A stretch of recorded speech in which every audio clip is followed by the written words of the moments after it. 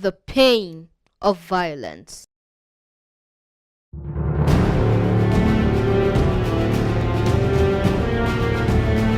Millions died, yet it looks normal. Millions were injured, yet we are not deliberate to find a sustainable solution. Children were raped and others pushed into prostitution. Countless are down with diseases, most with psychological and emotional issues. No one truly cares because the children involved are not theirs. Ladies and gentlemen, on the 14th of April 2014, 276 female students were abducted by Boko Haram from the government secondary school in the town of Chibok in Borno State.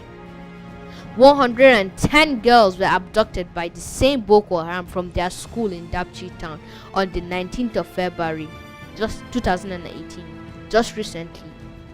What about those involved in bomb blasts in Abuja, Maiduguri, Yobe, Yola, Kaduna, and even some states in the South? What about victims of militant activities in the South? Today, the country is in total fear of the Fulani herdsmen attacks, kidnapping, armed robbery, and drug addiction among the teeming youths. Since the end of civil war, Nigeria has been suffering periodic violence which has been catastrophic to the nation.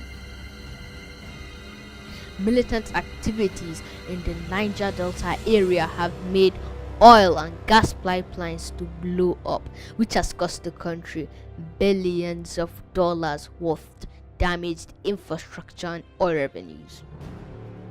Renewed militant attacks by the Niger Delta Avengers in 2016 caused a drastic fall in oil production, which massively impacted oil revenues. Net distributable government oil revenues were 1.45 trillion in 2016 compared to 1.86 trillion in 2015, even though average oil prices in both years were similar.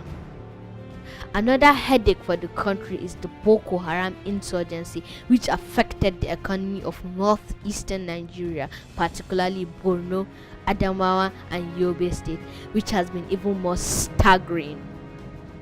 According to Yarima Sali, the permanent secretary of Borno State's Ministry of Reconstruction, Rehabilitation, and Resettlement, Borno, the epicenter of Boko Haram activities, suffered 1.9 trillion naira, that is $5.2 billion worth of property damage between 2009 and 2015. Before now, the herdsmen have been known to wreak havoc on certain communities in Nigeria.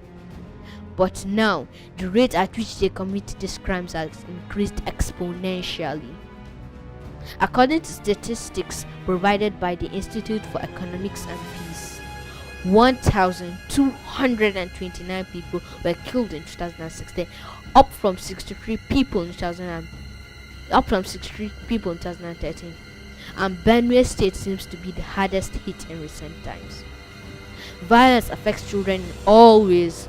It affects adults too, but the impact is more on the children. Ladies and gentlemen, imagine a child not having water to drink for a whole day in the sunny weather in Maiduguri. Imagine those who lose their lives. Imagine those who have abandoned their education, their homes, their families and friends. What about those rendered fatherless and motherless? Thousands of children who are dependent on the care, empathy, and attention of their parents lose them in the time of war. Consider a child disabled in war, in addition to loss of limbs, sight, or cognitive capacity. They lose the opportunity of schooling and of a social life. A girl who is raped might be stigmatized and marginalized by her society and lose the opportunity for marriage. Youth, ladies and gentlemen, what are you doing in your personal capacity to end violence in Nigeria? We should not wait for only the government to solve this problem. We should not wait for foreigners to solve our problems. Let's come together to end violence now.